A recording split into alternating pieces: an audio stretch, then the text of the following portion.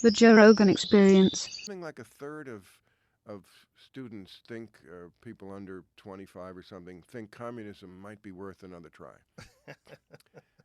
Because again, if you don't learn the past, Right. then you don't know. And if you just discount anything old people like us say, what would you know? Well, we were around when communism was around. And we know it's horrible. There was no greater nightmare visited upon humans than communism. And by the way, the reason Russia is still such a basket case is because the legacy of communism. When you fuck with people's minds the way they did, they're like in a Russia today is like a kid who was abused as a child. They're just not going to be whole as an adult for quite a while. Mm.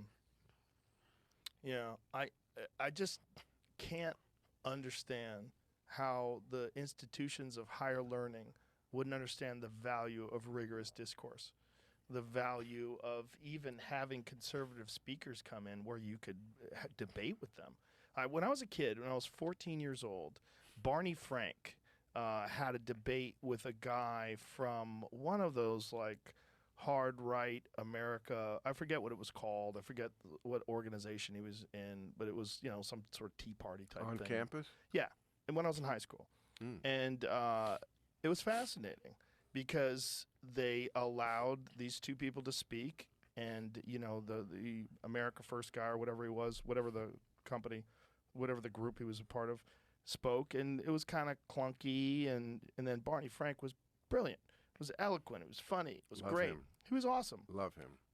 And you got a great sense of walking out of there. Oh, his ideas make more sense. His ideas were better. Right. And that is discouraged. Now you don't want to platform people with the wrong ideas, which is just like there's only one way to find out if they're the wrong ideas.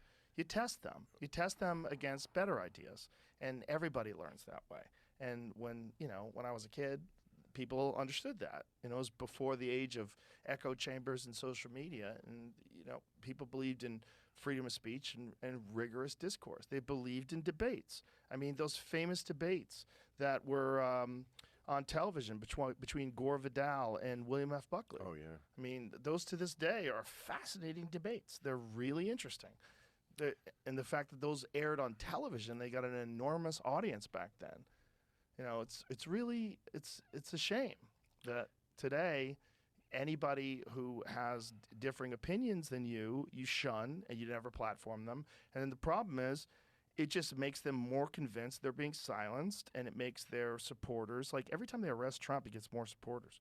More people are more interested in it. They think, oh, they're suppressing. People are suppressing. And that's what the danger is with all this stuff. It's a danger of censorship on social media. And, there's just so much of it today. There's just so much of this echo chamber idea. And it's so stupid. It's so bad to not have discourse.